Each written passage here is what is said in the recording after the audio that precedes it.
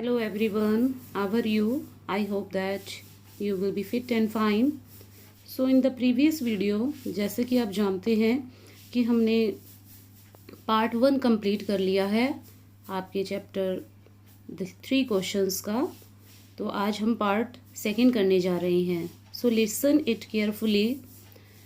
The king turn round and saw a bearded man running towards them.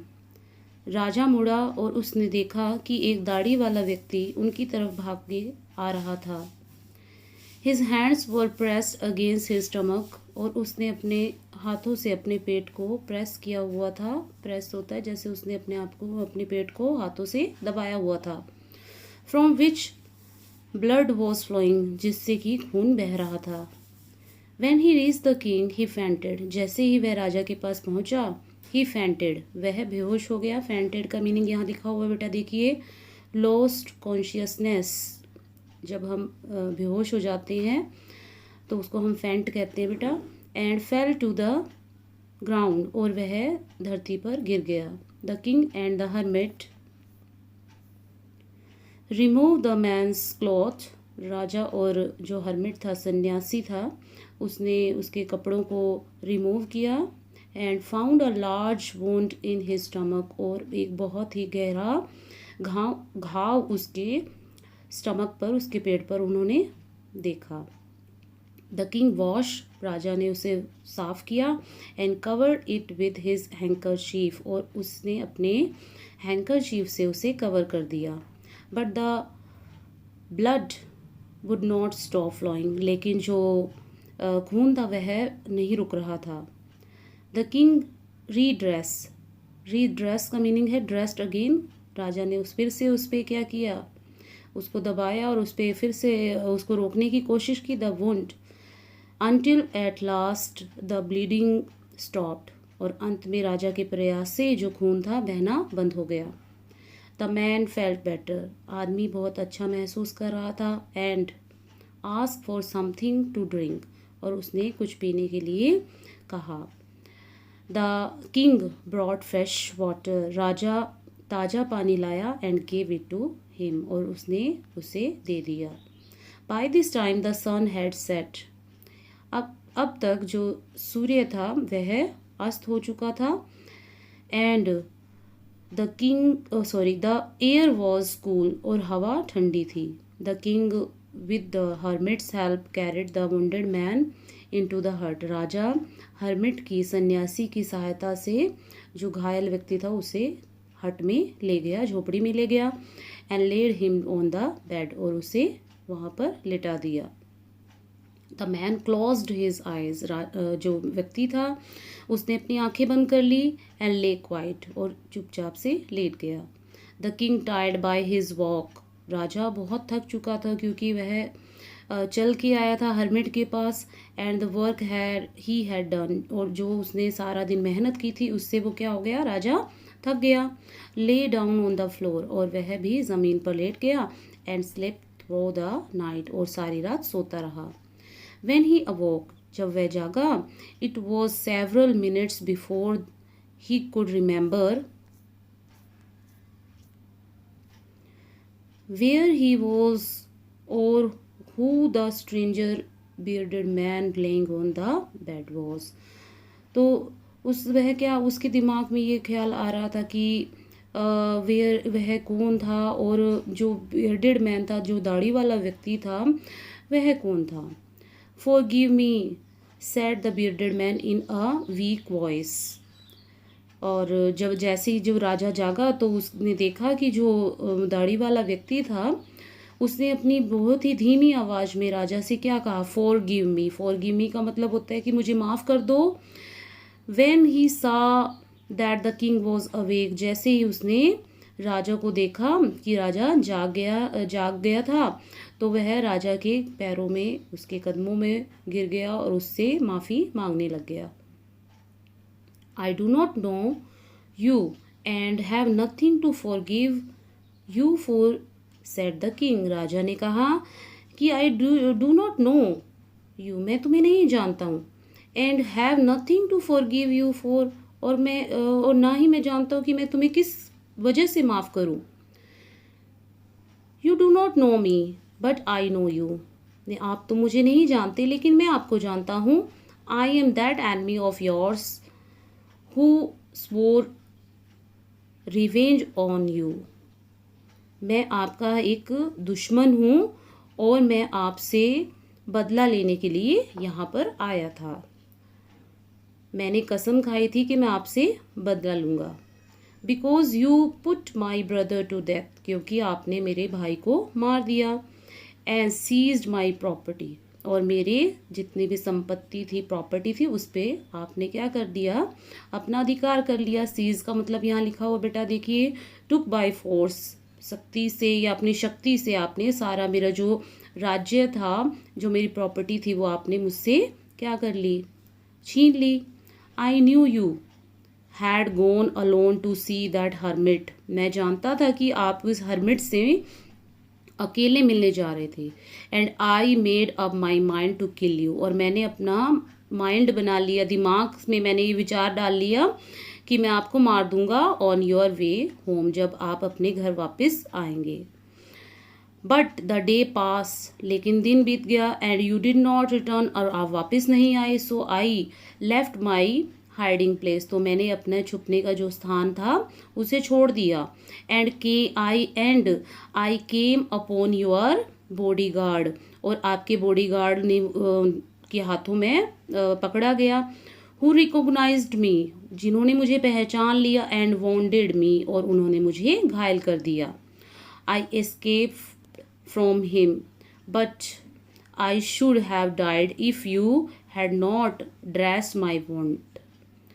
I escape from him, मैं वहाँ से तो भाग गया, लेकिन अगर आप मेरी सहायता ना करते, अगर आप मेरे घाव को ड्रेस नहीं करते, वो मेरे घाव को ना ठीक करते, तो मैं मर जाता। I wish to kill you, मैं तो आपको मारने आया था। And you have save my life, लेकिन आपने मेरी जान बचा ली। नाउ इफ़ आई लिव, अब जब तक मैं जिंदा रहूँगा, जब तक मैं जीऊँगा, I will serve you as your most faithful servant, तो मैं आपका एक बहुत ही फेथफुल सर्वेंट बनकर आपकी सेवा करता रहूँगा। फेथफुल का मीनिंग यहाँ लिखा हुआ बेटा, लॉयल एंड ट्रू, आपका बहुत ही आज्ञाकारी, आपका आप जिस पे आप बहुत विश्वास कर सकते हैं, ऐसा ही मैं आपका सर्वेंट बनकर रहूँगा। And will order my sons to do the same for give me, और मैं अपने बेटों को भी यही कहूँगा कि वो आपकी सेवा करते रहें। प्लीज़ फॉर गिव मी, मुझे माफ़ कर दीजिए। The king was very happy to have made peace with his enemy so easily. राजा बहुत ही खुश हुआ क्योंकि जो उसका जो दुश्मन था वो क्या बन गया, उसका दोस्त बन गया। एंड हैव टू वोन हिम ओवर एज फ्रेंड, और उसने उसे अपना मित्र बना लिया और उसे एक अच्छा मित्र मिल गया। ही नॉट ओनली फॉरगेव हिम, उसने ना केवल उसे माफ़ किया, बट सेड, और कहा, he would send his servants and his own doctor to look after him. वह केवल उसको अपना दोस्त ही नहीं बना, उसने उसे माफ़ ही नहीं किया, उसने क्या किया, अपने जो नौकर थे उससे भी उनको भी उसने क्या किया, ऑर्डर दिया, और अपने डॉक्टर को भी उसके पास भेजा जिससे कि वो उसकी देखभाल कर सके। And he promise to give back the man his property, और उसने राजा ने क्या किया, प्रॉमिस किया कि वह जो व्यक्ति है उसकी सारी जो प्रॉपर्टी है जो राजा के पास थी, जो संपत्ति थी, वो उसे वापस कर देगा। Leaving the wounded man the king went out of the हट। उसके बाद जो वुंडेड व्यक्ति था, जो घायल व्यक्ति था, उसको छोड़ते हुए राजा झोपड़ी से आया। And looked around for the hermit, और उसने चारों ओर सन्यासी को देखा। Before going away he wished once more to get answer to his questions. जाने से पहले राजा ने फिर से इच्छा जताई कि क्यों न वह अपने क्वेश्चंस के आंसर उससे दोबारा से पूछ ले। The hermit was on his knees sowing seeds in the beds that had been dug the day before. तो जो हर्मिट था, जो सन्यासी था, वह अपने घुटनों के बल बैठा हुआ था और वह उन क्यारियों में बीज बो रहा था जो कि उसने एक दिन पहले बनाई थी। The king went up to the hermit, राजा हर्मिट सन्यासी के पास गया, एंड सेड, और कहा, for the last time I beg you to answer my question wise man, हे बुद्धिमान व्यक्ति, हे बुद्धिमान आदमी, मैं आपसे लास्ट टाइम पूछ रहा हूँ कि मैं आपसे प्रार्थना कर रहा हूँ कि मुझे क्या इन क्वेश्चंस के आंसर बता दीजिए। You have already been answered, said the hermit, still bending down to the ground and looking up at the king as he stood before him. तो हर्मिट ने क्या कहा? You have already been answered. आपको तो आपके सारे answers मिल गए हैं। कैसे? तो अब देखो उसने क्या, हर्मिट ने, सन्यासी ने कहा कि आपको तो आंसर मिल गए हैं। Still bending down to the ground, ground पर झुकते हुए, क्योंकि वो झुका हुआ था, क्या कर रहा था, वो क्यारियों में सीड्स डाल रहा था।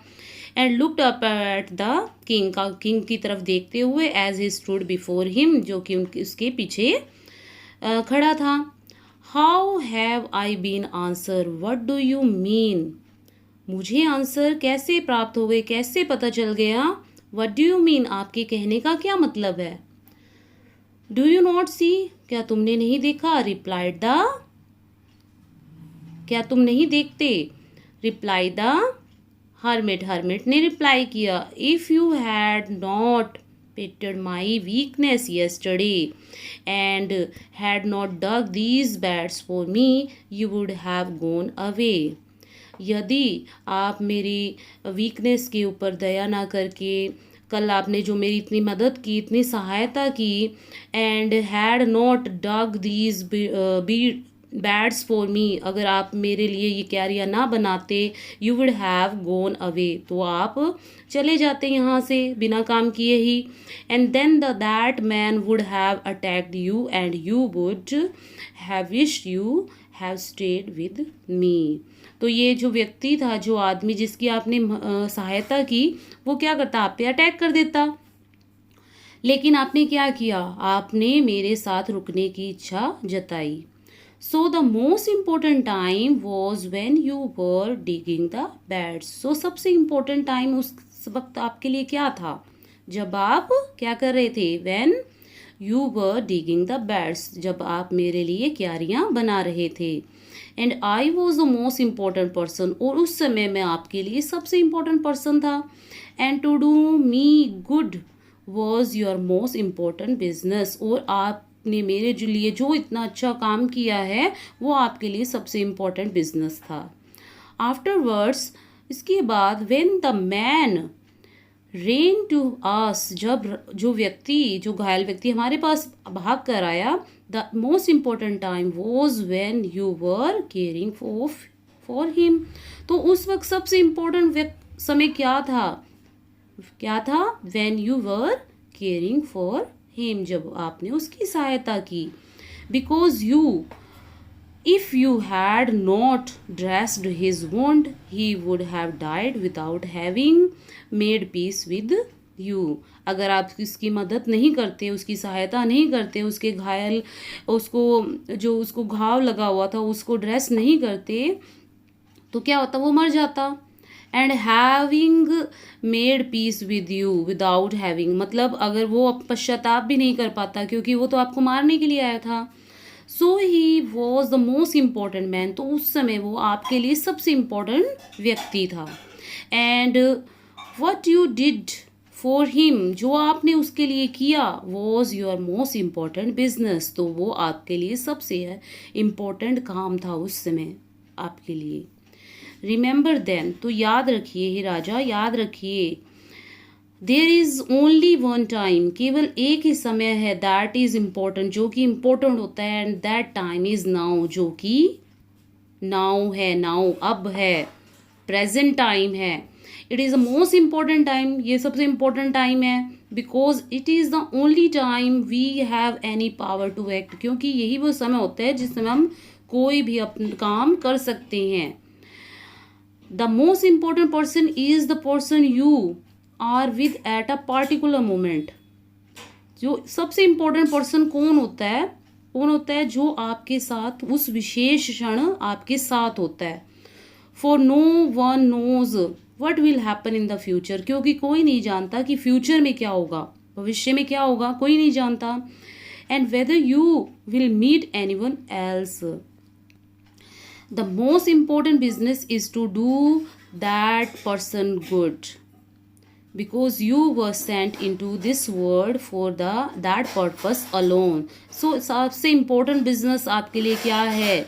is to do that person good, किसी के लिए अच्छे काम करना, भलाई करना किसी की, because we were, क्योंकि हम आए हैं, sent in this world, इस संसार में हम क्यों आए हैं? for that purpose alone, कि हम अच्छा भलाई का काम करें, इसलिए हम इस संसार में आए हैं। यही हमारे लिए सबसे इम्पोर्टेंट बिजनेस है।